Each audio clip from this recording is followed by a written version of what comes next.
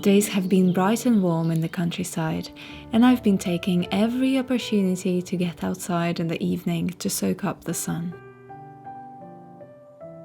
When you live in a country where it rains most of the time, moments like these become so precious you want to catch it, bottle it up, the sweet, warm memory, for days to come.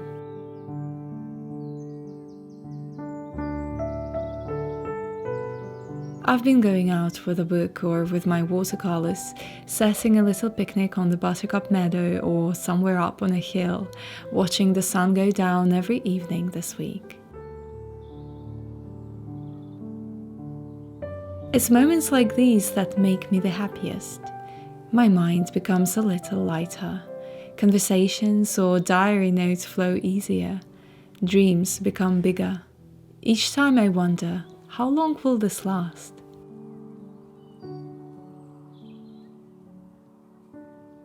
The reason why at some point in life I changed directions completely and chose this slow, peaceful way of living is my perpetually busy, loud mind.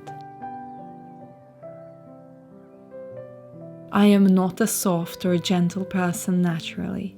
It's not in my habit to think before I act or process the situation before coming to any conclusion. I am impulsive, hot-headed, but I am working on it. Staying calm takes a lot of effort, and I've figured that my environment contributes largely to the way I react or overreact in different situations. We absorb so much of our surroundings, and to me the best way was to create the environment I want to live in. Even if it's just a small, tiny, perhaps a little boring world of my own I can escape to amidst the hectic flow of everyday life.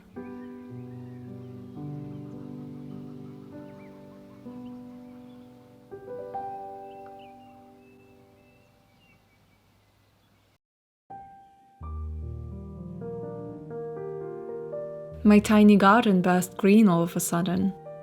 It seems to me just a week ago it was still barren and dull, but now it's resembling a little green fairy tale once more.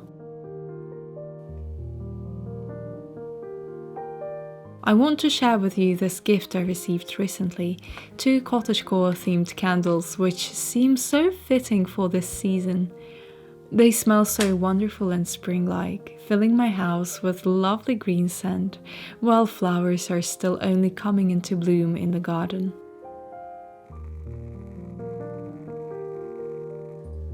It's just a standard small garden, typical to so many English houses, but I am grateful to have this space of my own where I can plant flowers and walk barefoot on the lush green grass. I've been learning more about gardening in these past 3 years, and so far I've already grown radishes and tomatoes, strawberries and blueberries, but one thing I haven't quite been able to figure out is herbs. They don't ever seem to last, and I'm not sure what I'm doing wrong. I bought this basil from a supermarket, which is so tightly packed that it already started wilting. One thing I learned is that each stem needs ample space to grow, and herbs sold in supermarkets are not made to live.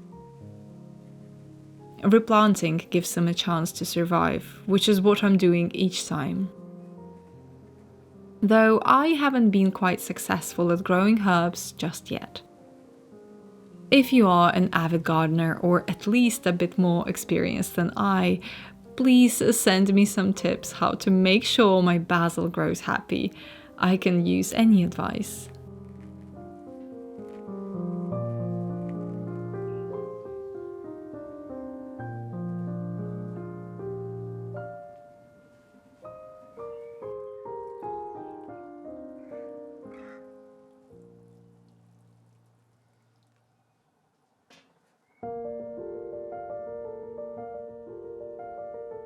Of course, this lovely warm weather calls for a fresh lemony dessert.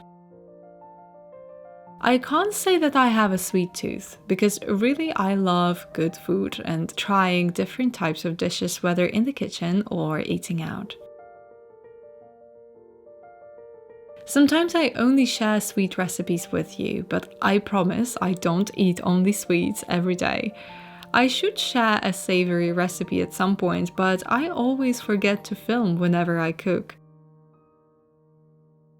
So another dessert it is, and this time it's a traditional English lemon posset.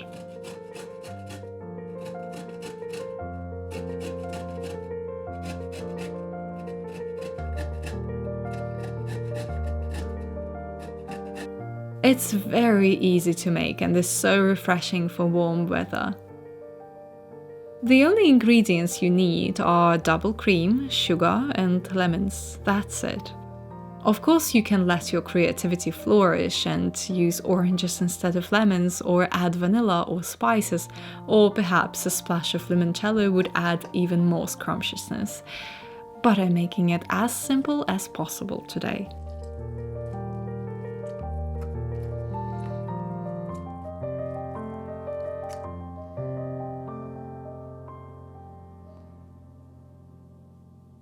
All you need is to gently simmer cream with sugar and lemon zest, to which then you add juice of 4 lemons. Let it sit in the fridge and voila!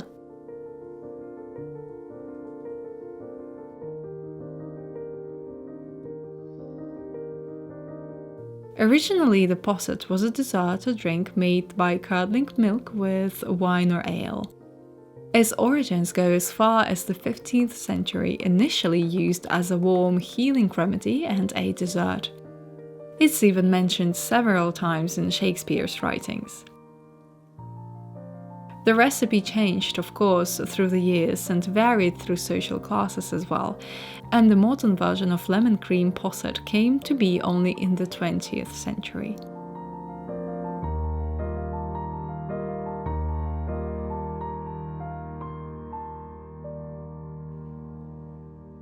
Here's a little, mildly controversial opinion for you. I actually absolutely love the traditional British cuisine, as well as discovering its origins far back in the past. I've discovered so many over the years, and I wonder if you'd be interested to see some traditional foods more often.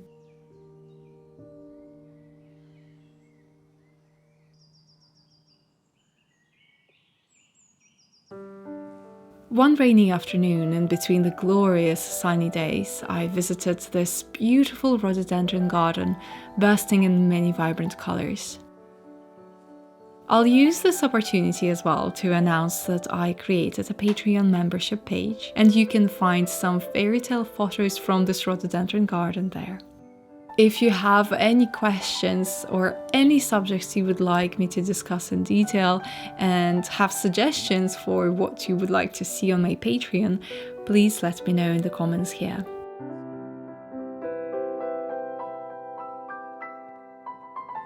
Grey, rainy weather seemed to have deterred other visitors that day, and it felt like this garden is here for me alone. Electric purple, soft pink, vibrant magenta as far as the eye can see. This is perhaps the most perfect place to get lost in and enjoy the fairy tale for a while.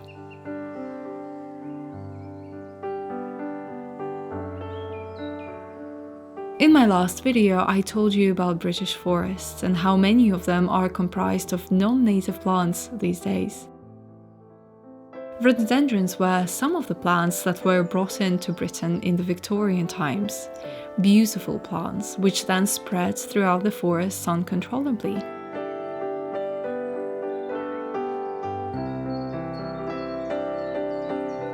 Nowadays it's become illegal to let rhododendrons spread, as they can easily outlive the native species. But it's the gardens like these, where a vast display of beautiful vibrant blooms grows closely in unison. This is where I can see why Victorians were so fascinated with all things beautiful.